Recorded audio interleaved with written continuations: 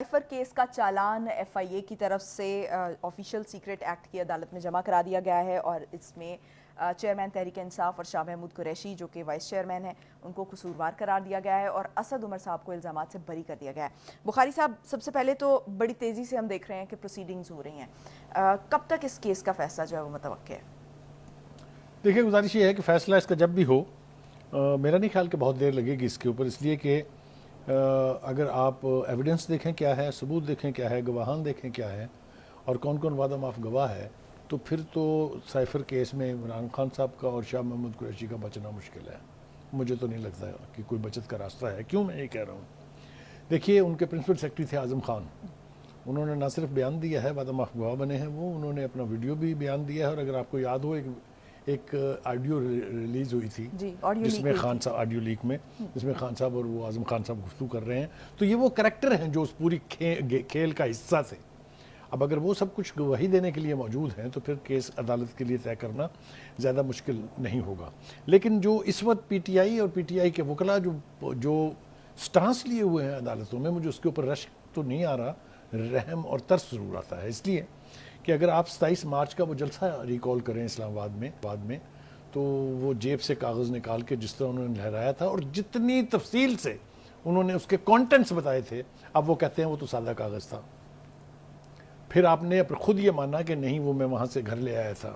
پھر آپ نے کہا کہ میرے گھر سے وہ گم گیا ہے۔ آپ بنا کس کو رہے ہیں بیوقوف؟ انٹرنیشنل ارینا میں یہ سب کچھ نہیں ہوتا۔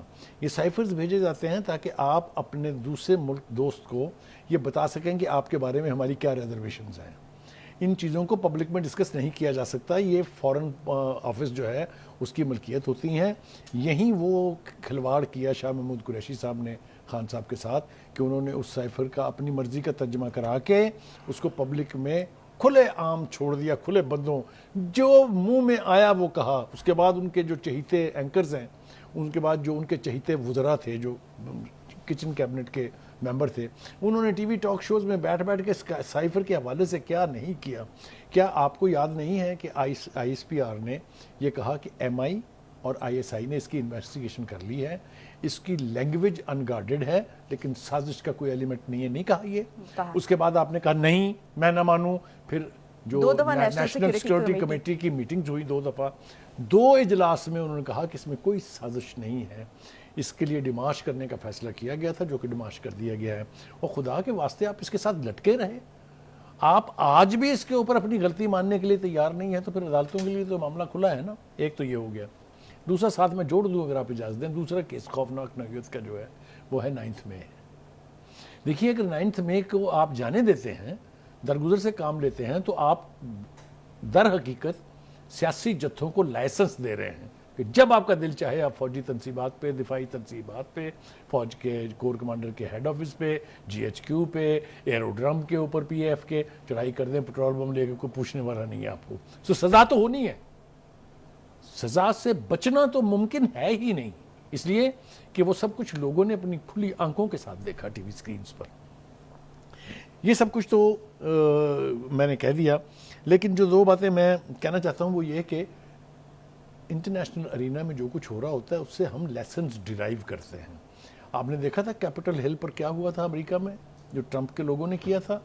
آپ کو پھر ان کی فیٹ کا پتہ چلا، کسی کو 2 سال اور کسی کو 18 سال کی سزائیں ہوئی ہیں یا نہیں ہوئی ہیں۔ تو اگر ایک سویلائزڈ ورلڈ میں اس کو برداشت نہیں کیا جا سکتا تو اس کو یہاں آپ کیسے برداشت کر سکتے ہیں؟ یہ تو ہو گئی ایک بات۔ ایک اور بات جو بہت اہم ہے وہ یہ کہ وہ کہتے ہیں نا کہ مکافات عمل سے بچنا بڑا مشکل ہوتا ہے۔ آپ نے درخواستیں دے دے کے اپنے آپ کو ڈیالہ جیل کے اسی سیل میں لے آئے جہاں آپ نے خاقان عباسی کو، جہاں آپ نے رانا ثنا کو، جہاں آپ نے شہباز شریف کو، جہاں آپ نے نواز شریف کو، جہاں آپ نے مریم کو رکھا تھا۔ دس از کالڈ مکافات عمل۔ تو یہ بڑی انفارچونیٹ بات ہے۔ اور دوسری بات یہ جو مولانا صاحب کا ذکر کر رہے تھے وہ یہ ہے کہ جب آپ یہ دیکھتے ہیں نا کہ آپ کا فورن آفس، آپ کا پرائم منسٹر کا آفس اتنا ولنریبل ہے کہ وہاں اپنی مرضی سے پلان بنائے جاتے ہیں، اپنی مرضی سے سائفر کو ٹرانسلیٹ کیا جاتا ہے، تو it is a loose state. یہ اس اسٹیٹ کی باتیں جن کو روگ اسٹیٹ آپ کہتے ہیں۔ ایک نیوکلیئر پاور، ایک 24 کروڑ آبادی کا ملک، اس قسم کی بے وقوفیوں کا، اس قسم کی منہ شگافیوں کا متحمل نہیں ہو تو سکتا. بخاری صاحب اس وقت کے جو امریکی سفیر ہیں اسد مجید وہ بھی اس میں اب وعدہ معاف گواہ ہیں. اب آپ دیکھیں نا وہ فارن سیکرٹری ہیں, انہوں نے آ کے ساری تفصیلات بتائیں, جس نے اور سٹرینتھن کیا اس ویو کو کہ یہ جو کھیلا گیا سائفر کے ساتھ یہ بہت ظلم ہوا ہے. یہ ہو گیا. اب دوسری طرف آپ دیکھیں کہ عدالتیں جو ہیں اس کے اندر عمل تیز ہو گیا ہے.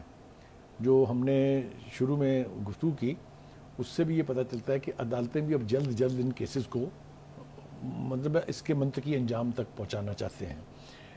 کیا ہوگا یہ تو میں نے آپ کو بتا دیا ہے کہ یہ 2 کیسز, باقی سب کو چھوڑ دیں آپ, وہ آپ توشہ خانہ بھی چھوڑ دیں, آپ فارن فنڈنگ بھی چھوڑ دیں, وہ سب کچھ چھوڑ دیں. یہ 2 کیسز اپنی نوعیت کے اعتبار سے انتہائی خوفناک اور گمبھیر ہیں, اور اس میں سزا سے بچنا ممکن ہی نہیں ہے. تو کس حد تک سزا ہو سکتی ہے؟ دیکھیے یہ اس کے اوپر ابھی ابہام ہے. جو تو آرٹیکل 6 ہے نا جس کو غداری کا جرم کہتے ہیں, اور آفیشیل سیکرٹ ایکٹ بھی اسی کے زمرے میں آتا ہے, یعنی اسی کے پریویو میں آتا ہے. اس کی 2 ہی سزائیں ہیں, یا سزائے موت ہے یا عمر قید ہے. اس میں اس سے کم نہیں, اگر آپ کے اوپر غداری ثابت ہو جائے تو یہ سزائیں ہیں.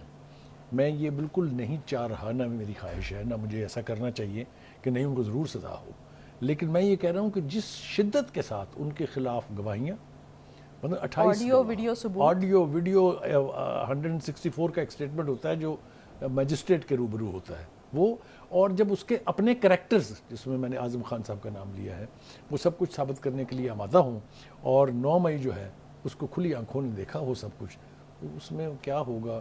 دیکھیں نا وہ منظرنامہ آپ ریکال کریں نا کہ زمان پارک کے باہر پولیس کی گاڑیوں پر پٹرول بم پھینکے جا رہے ہیں, پولیس کی گاڑیاں اٹھا کے نہر میں پھینکی جا رہی ہیں. کبھی سنا ہے آپ نے, کبھی اس سے پہلے کبھی دیکھا آپ نے یہ ہوا ہے؟ تو جب یہ یعنی انپریسیڈنٹڈ واقعہ ہے تو اس کی سزا نے بھی انپریسیڈنٹڈ ہوں, اس کے بارے میں تو کوئی دو رائے نہیں ہے. اچھا بخاری صاحب جاتے جاتے نا میں یہ چاہ رہی ہوں کہ جو اب اس وقت جو بشرا بی بی ہیں ان کی طرف سے یہ کہا جا رہا ہے کہ ان کے شوہر کو کھانے میں زہر دینے کا خدشہ ہے, اپنی مرضی سے یہاں پر اڈیالہ جیل جو ہے وہ تشریف لائے.